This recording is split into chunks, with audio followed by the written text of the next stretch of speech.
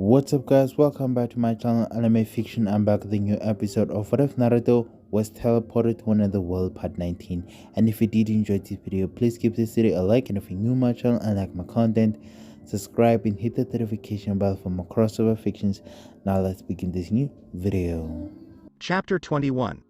S-Class Duel Hunter vs Demon X 781 December.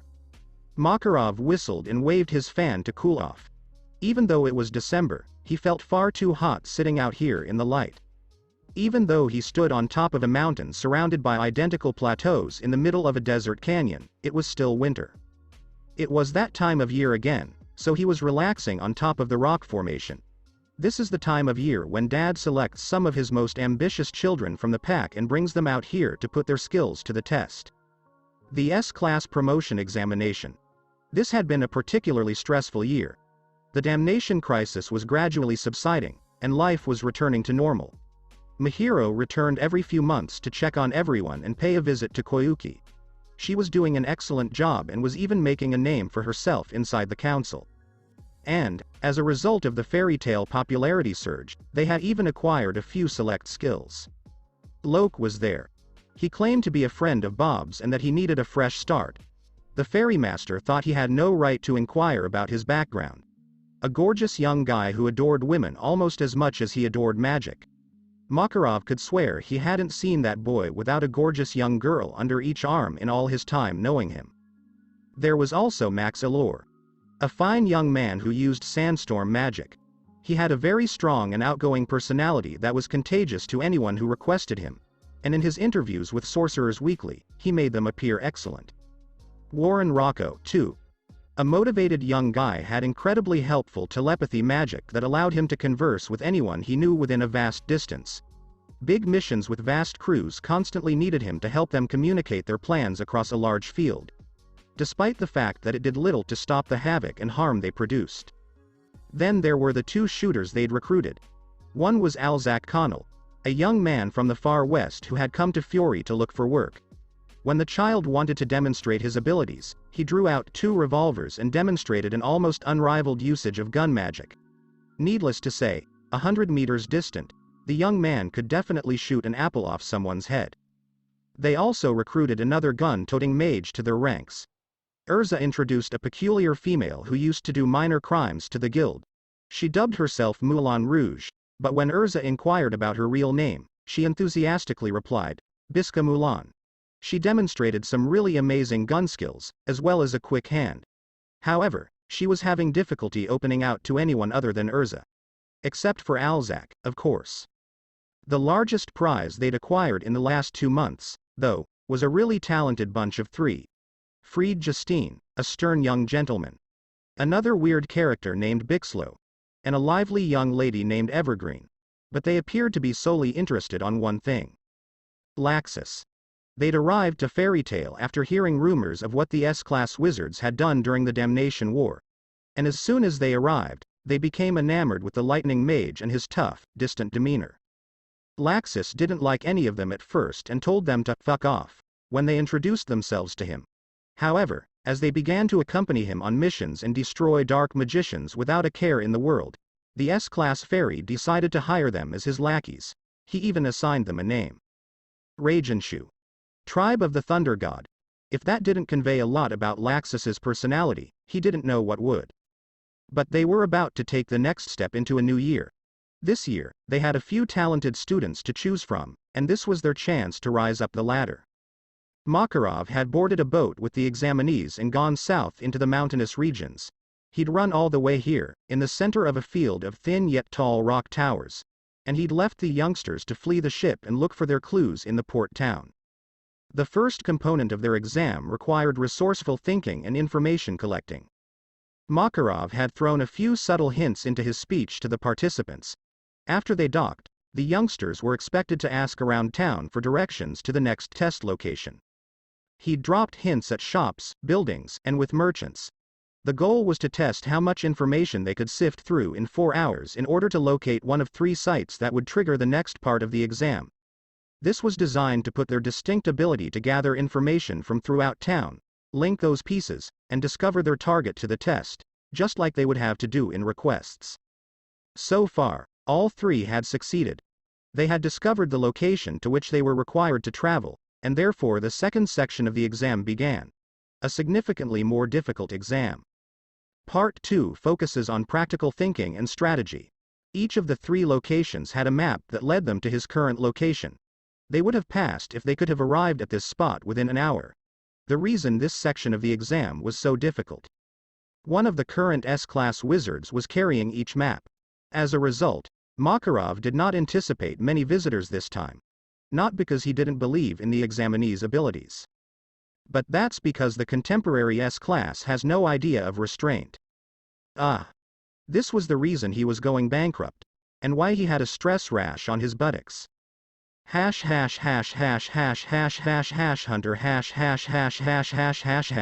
Kana screamed in agony and exhaustion as she collapsed to her knees, surrounded by all of her magic cards. Her muscles were numb, and sweat was streaming down her face. She couldn't muster the will to stand, and her vision was becoming fuzzy. She couldn't give up just yet. Kana struggled to her feet, drawing out one last card and slammed it on the ground. "Prayer's fountain," she yelled aloud. Several streams of water blasted from the magic card and were aimed at her opponent. She needed to give everything she had. It's now or never. It was enough to catch him off guard long enough to grab the map. But Laxus simply stomped his foot on the ground, sending many lightning bolts all over the place. They were unleashed on the rocky terrain, fully obliterating the water and striking down Kana for good measure. The thunder ceased, and the dazzling light of the lightning strike faded away. Laxus gazed down at the defeated girl lying a few yards away, erratic static bolts emanating from her body as she struggled to stand. Laxus shifted his gaze away and removed his headphones. He walked away and said, "Not this year, kid." Kana attempted to pull herself up, but the sting of 1,000 needles ran through her body following the onslaught. She knew Laxus was powerful, but this was insane. He scarcely moved, yet he unleashed a thunderstorm on her. She lacked the necessary strength. Kana gritted her teeth as she cursed her own weakness. It had been so near. The objective she had been aiming for so long was almost there, and it was yanked out from beneath her once more. It wasn't right. Hunter A cloud of dust blanketed the entire rocky terrain. The combined power of the two warring armies had raised the world around them to rubble. Two shadows emerged from the dust, facing one another. Urza's black wing armor gleamed as it re-equipped into her base armor. She brushed away the smudges on her face and dusted her skirt. She offered a tiny smile and said, "Okay, I gotta say, that was impressive." She turned to face her opponent and asked, "Where did you learn that?" Another figure rose to her feet, her body bathed in light. Mira was standing there with a wide, shit-eating grin, waving the map she had stolen from the armor-clad redhead when it disappeared. "I'm not telling," she said as she pressed it against her cheek. "You already have the map. You're moving on to the next part of the exam," Urza said, furrowing her brow and crossing her arms as Mira did a small celebration dance. "You don't have to act so smug." "Oh, this ain't smug. I can show you smug if you want, but you won't be able to handle it," Mira exclaimed, overjoyed at outdoing her adversary and taking the trophy from her. "I beat Urza, beat Urza, beat Urza, beat," she continued. "It's all because of Gildarts, isn't it?" Mira stopped in place as Urza smiled smugly at her. "Bingo." Mira turned around reflexively, sweating slightly, and asked, What?" Urza smiled as she turned around.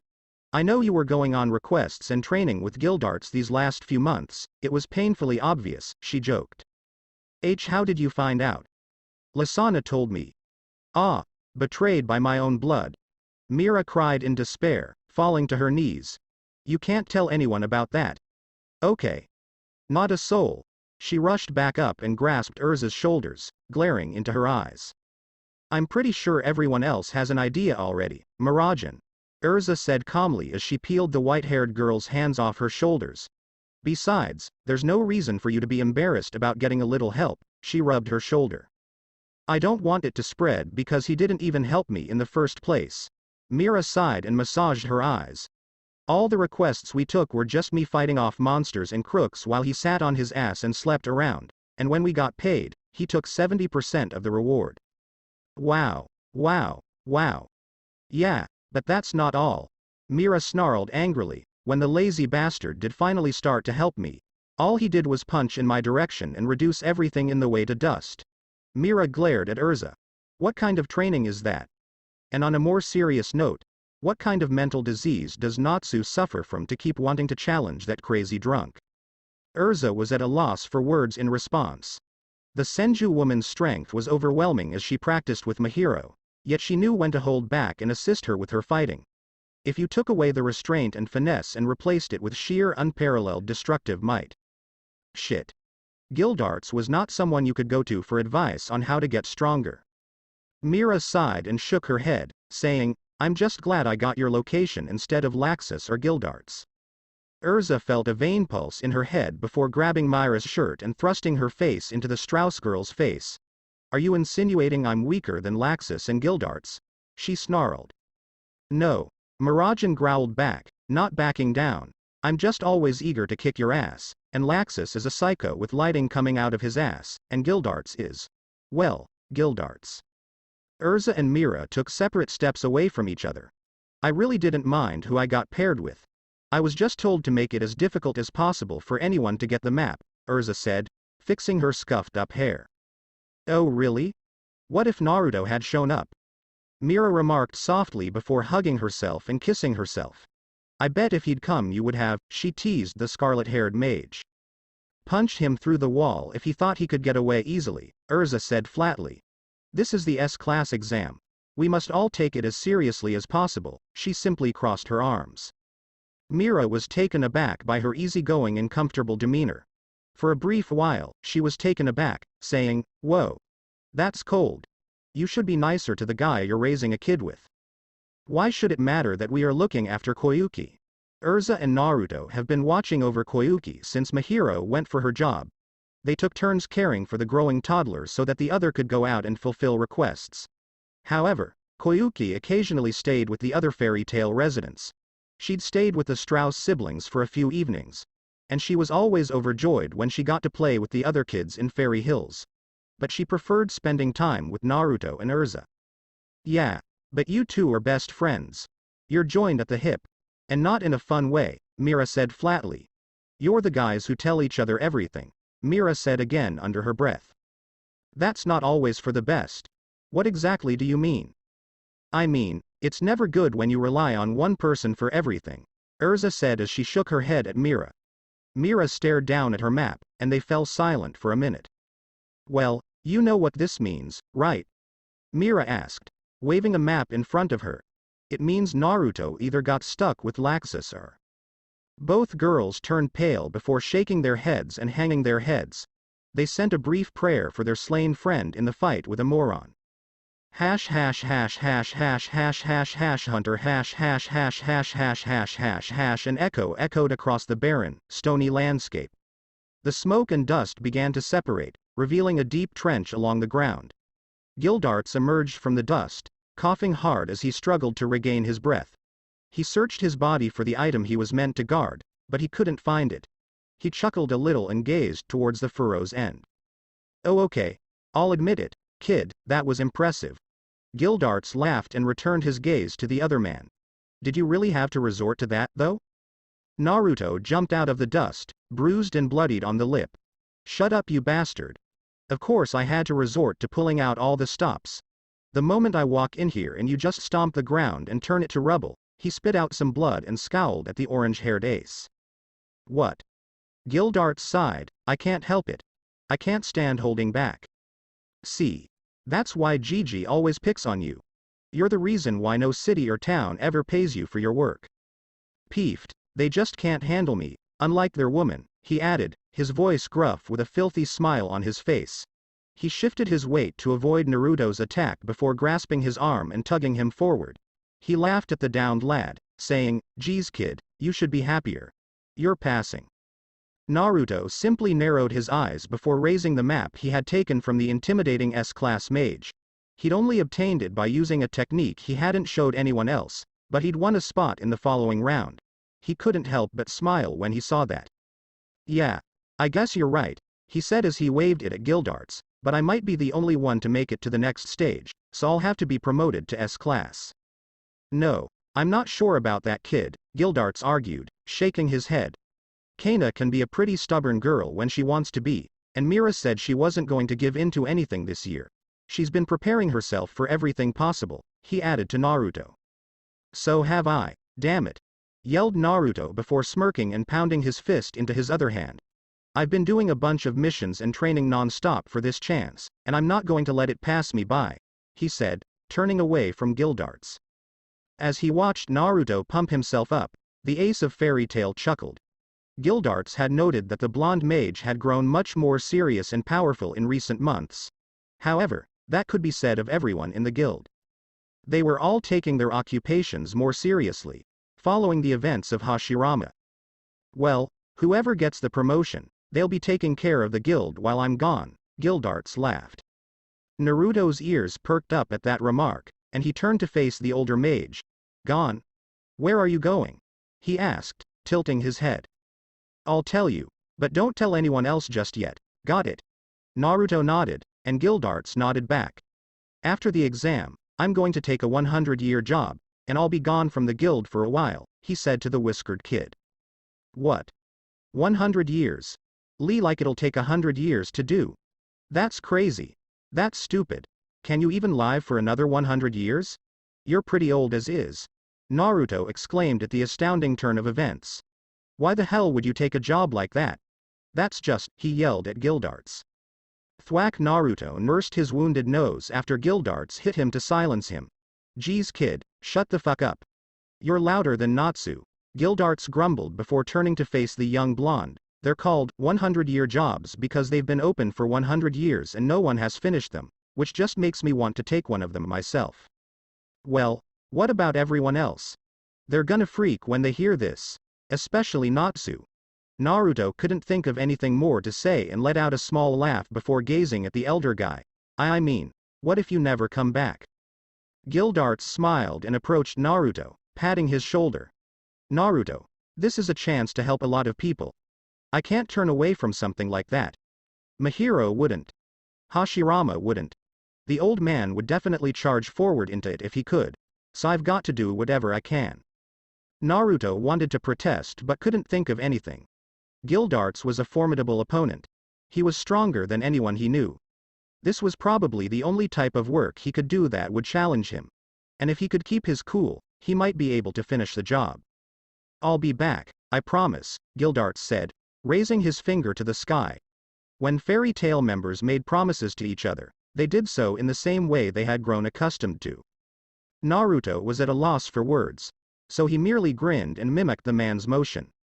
Hash hash hash hash hash hash hash hash hunter hash hash hash hash hash hash hash hash. Makarov drank from his flask while waiting for someone to arrive. But it was only 5 minutes before the deadline, and no one had arrived. Maybe no one would show up this year. Oh well. The old ferrymaster reflected as he lay back and enjoyed the peace and quiet. At least I've got a nice vacation spot to come to from now on. He was going to take another swig when, hey! Makarov was taken off by the loud cry and dropped his cup.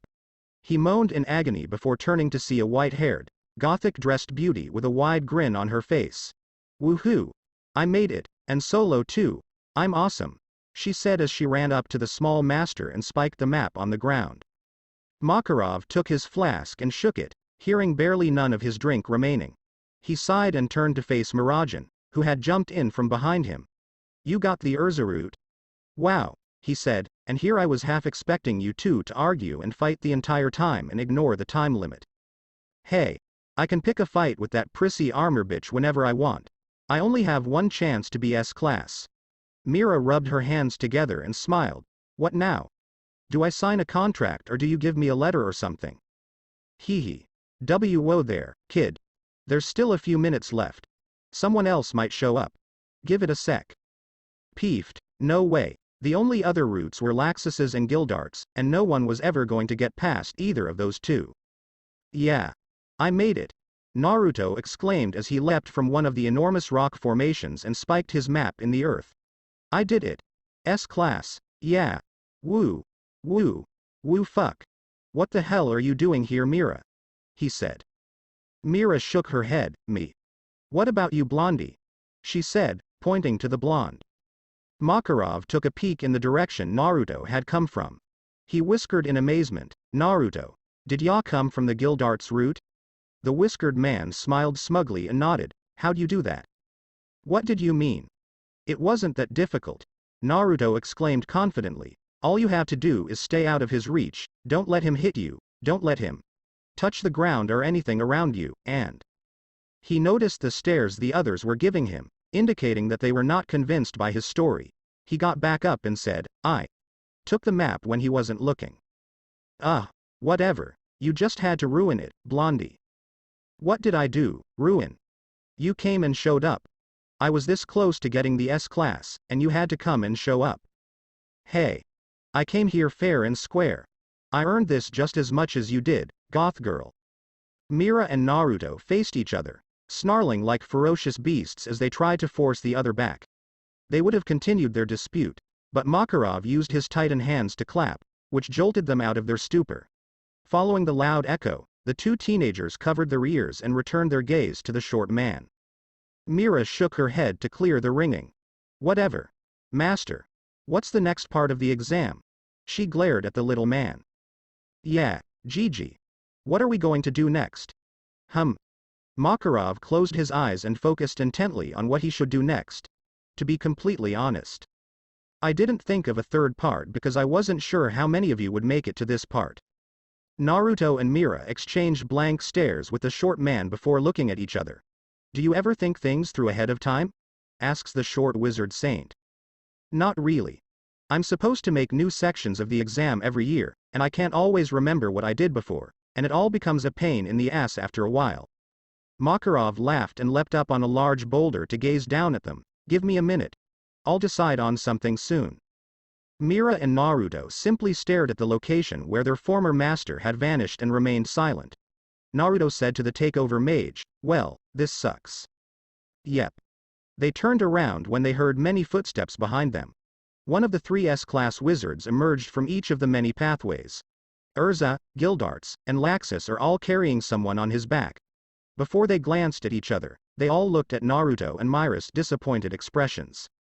Let me guess. The old man didn't think of a last portion to the test, right? Gildarts groaned. Naruto and Mira agreed with a nod. He did this last year, too, Urza said, shaking her head. I don't think Master ever thinks through his decisions. Damn Gigi, he needs to get his shit together, Laxus said, dropping the female he was carrying over his shoulder and ignoring her agonizing groan in response. Mira and Naruto approached Kana as she repositioned herself against a boulder. You all right? Mira crouched down by her side. Yeah, sure. But my entire body feels like needles are pricking me. Kana chuckled painfully before she had a sad look on her face from her failure. While waiting for the findings, the other two competitors sat on either side of her. It'll be okay, Naruto assured the brunette, smiling. You just drew the short straw with Mr. Electro Balls. Kana answered cynically with a dry grin. Sure, that must be it.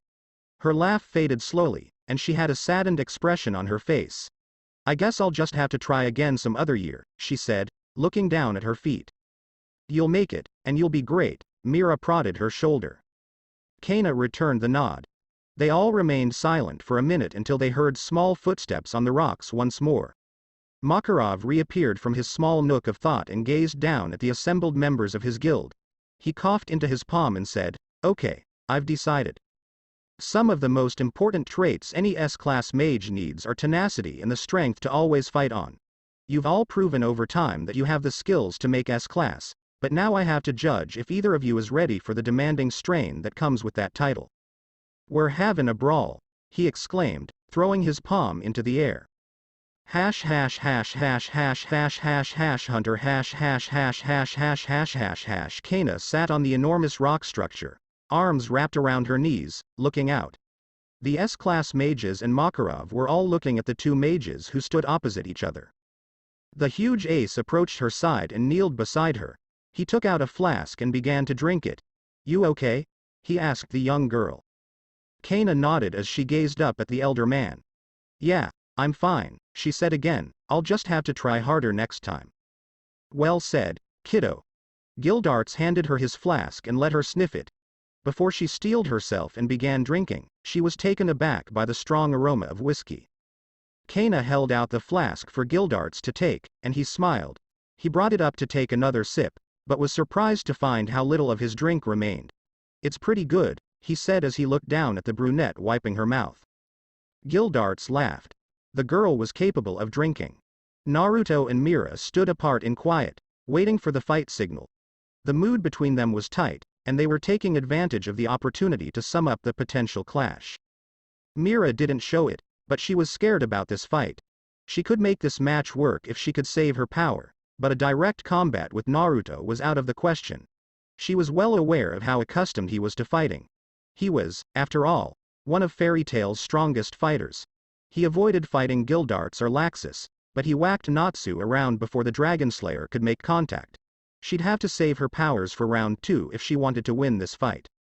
But she saw Naruto had a reluctant look on his face when they started going out here. Like he was thinking about fighting Mira and rethinking it. "What's wrong, Blondie? Looks like you're having second thoughts." She decided to mock him before the fight. Naruto awoke from his trance as he heard the Strauss girl call out to him. "No, Mira. My mind was just wandering," he smiled. "Yeah. Well, make sure you don't use that excuse when I'm claiming the title, got it?" she said haughtily as she began jumping on her feet. Makarov approached the top of his rock and drew the attention of the two contestants. "I want a good fight between you two. No dirty shots. Dirty tricks are allowed and highly encouraged. We're all grown-ups here, so if one of you loses, live with it." He looked between them before pleading. Please control yourselves, you two. We might be alone out here, but there will be a few questions if an entire formation like this becomes a wasteland." They all laughed. When they were this eager, that wasn't going to be enough of a deterrent. Makarov groaned and lifted his hand, his brow twitching in annoyance at his guild's attitude. As Naruto and Mira became agitated, the entire place fell silent. "Ready," he said, looking between them. "Set. Fight." Mira took advantage of the opportunity to collect a considerable amount of water in her palms. It wasn't her core magic, but it could come in handy right now. Because there wasn't much power behind it, Naruto effortlessly snatched the water blast before it could touch him. It did, however, succeed in blocking his line of sight long enough for Mira to vanish from his gaze. Naruto looked around for the white-haired mage but couldn't find him. Until he felt the instinctual need to jump back and did so on the spur of the moment. As Mira emerged from the stone in her Satan soul form, the rock structure burst from underneath. Naruto clenched his fist and hopped off the exploding rock and away from the takeover mage. He twirled through the air before landing and unleashing a storm fist on the girl before she could react. Mira, on the other hand, used her wings to glide around the quick flying attack and weave through the several spires around them. She made a wide spin and flew directly at Naruto's side, hoping to catch him off guard. But, just as Mira's hand made firm contact, she clicked her tongue, only to realize Naruto had pushed his sword and sheath in the way of her fist. They pushed off each other, skidded against the ground, and dashed towards each other. They began exchanging blows throughout the entire terrain, creating tremendous shock waves that resonated down the canyon. Mira's attacks were heavy, brutal, and unrelenting, but Naruto fought back with equal zeal. They were not going to dismiss each other. Mira knew Naruto became significantly more serious in missions following the damnation incident, despite his goofy behavior at the guild. Her and some of the other members suspected he had been tortured by the independent army, which is why he needed to be treated by Porlyuzuka for a few weeks. Mira, on the other hand, was well aware that Naruto was not someone to be taken lightly. He was powerful, determined, quick, and always had something unexpected up his sleeve. Naruto had always suspected Mira was a rough girl. She could push Urza off the brink of her serene composure while still smiling. She always returned from her requests laughing like a fiend, ignoring Gigi's reprimand for the immense harm she caused to the communities around it. And the punches she delivered in her Satan soul felt like stones hitting his arms. But he wasn't going down without a fight. Naruto drew his arms in closer for extra leverage and knocked Mira's blows away before they could land. The takeover mage clicked her tongue and launched into the spin of her punch, hoping to hook kick the blonde in the cheek. But Naruto leaned back, just avoiding her foot, and exploited the change in balance to flip backwards and away from the other fairy mage. Naruto gathered wind in his feet and kicked 3 razor-sharp blades of air at the demon girl before landing. Mira was terrified and anxiously trying to avoid the razor wind that slashed into the ground under it. If one of them hit her, she'd probably be sore for the rest of the week. Naruto activated Requip and drew a massive, curved cleaver from his arsenal. Rumbling earth, he exclaimed as he seized the dragon sword in both hands and brought it down on the ground. The granite formations around them crumbled, and the fragments floated in the air for a brief moment. Mira looked up in amazement as they all began plummeting towards her at incredible speeds. Mira didn't have time to consider, so she put her hands together and raised them high. Satanic Blast, says the title. The darkness magic collided with the descending rocks, shrouding the entire bottom levels of the rock formation in dust. Everyone on the tallest rock gazed down in awe at the 2 mages' talents. Kana couldn't find the words to express her surprise. She gulped, holy crap. Well, looks like they didn't take your warning to heart, old man, Gildarts remarked dryly, not that we expected much. Makarov sighed and shook his head, damn it, is it too much to ask for a little control? Geez, he lamented. Laxus opened one of his eyes to see the dust cloud settling beneath them. He scoffed before closing his eyes and lying down on the ground to slumber. He wasn't going to waste his time watching this battle because it hadn't piqued his interest yet. Urza chuckled as she moved closer to the edge to peer down at the cloud. Well, master, you might want to brace yourself for the worst. I'm sure they've only been warming up at this point. Mira and Naruto glared at each other as they landed on different platforms, measuring up their opponent's state so far. After a moment, they both smiled at each other at the fun they were having, as it was proving difficult to handle each other in battle like this. And they had only barely begun. Naruto eagerly swung out the Earth Dragon Blade, which glowed brightly as it was switched back into his Requip space, and in its place, the Wind Dragon Sword appeared and he held it over his head, bringing it down on the rocky platform and sending a gale force wind in every direction. Great gale. Mira had to cover her eyes from the powerful wind, which temporarily stunned her, and when she opened her eyes, she was shocked to see Naruto coming down on her from high above, wielding the Wind Dragon Sword. Mira jumped back out of the sword's path, but was pushed back again by an equally powerful gust of wind. But this time, after landing, Naruto twisted in position and gathered the surrounding torrents of wind about him, thrust out his palms, and the wind shot out with devastating power at the takeover, causing Mira to scream as she was blown away and out of sight. The wind died down, and Naruto looked about to see where Miragen had gone. She soared with the power of the wind to avoid harm, and she used the roaring gust to hide herself someplace near the canyon.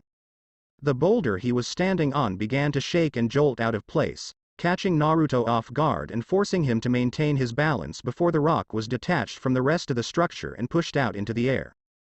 Mira drew away from the large boulder she had pushed off before slicing straight through its center and reducing it to rubble, leaving Naruto suspended in midair as Mira soared through the rocks and headed straight for the airborne mage. Mira whirled through the air to land a hard roundhouse kick into Naruto's side while Naruto held up the Wind Dragon Sword to stop the demon girl's punch. They wrestled for a minute, but the enchanted blade eventually cracked under the Strauss girl's fist and shattered. Naruto used his arm as a shield against the tremendous kick, gritting his teeth as the end of her foot bit into his bicep. Naruto was sent flying into the air, with Mira after him. She gathered her magic into her hands until it turned black. The Devil Blast. Black energy shot from her hand and impacted against Naruto, covering a portion of the sky in a magical dome that began to shake sporadically. All of the darkness magic dissipated, revealing Naruto in the center of the blast, singed and bruised but still able to deflect most of the damage by pulling out his kokiri.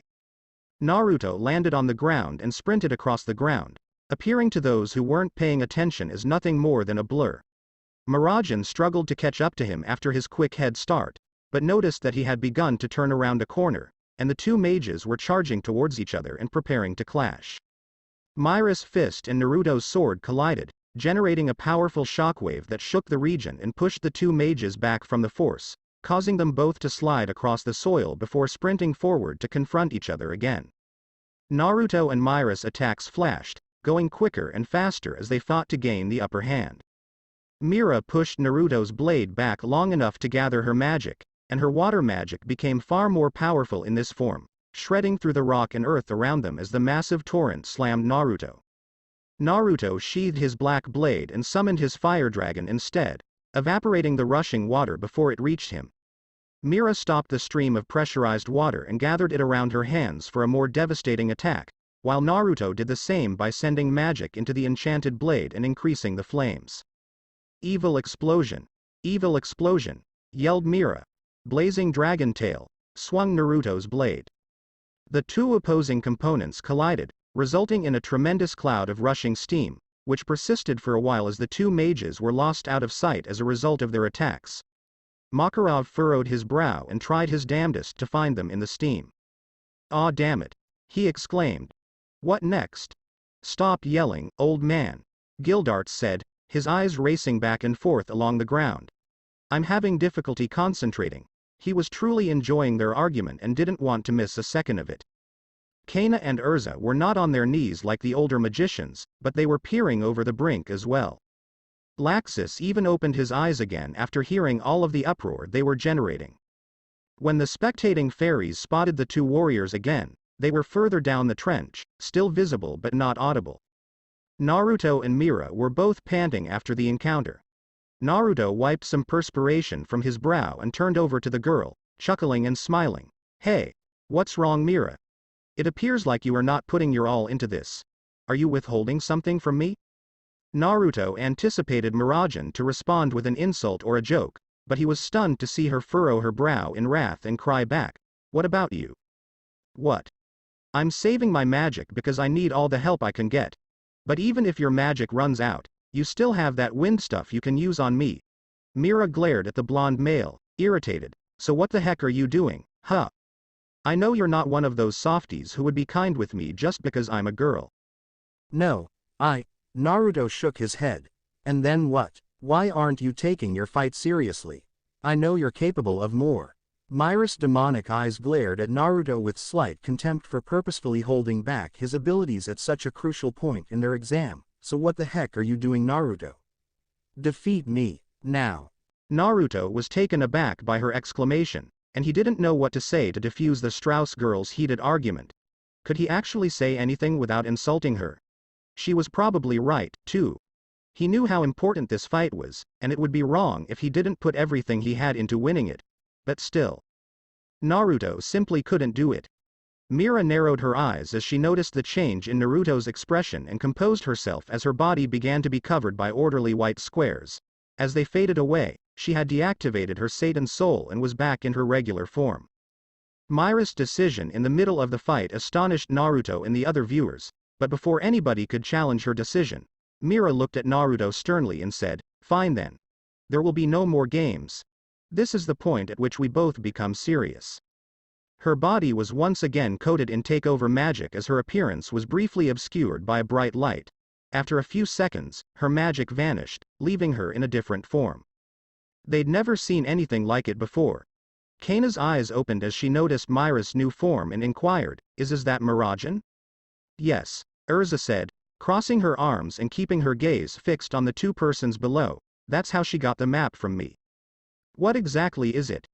It was a spell she had learned but never actually used because it drained too much of her magic, Gildarts remarked without looking over to the younger girl. "But she's been practicing for months to be able to totally manage it."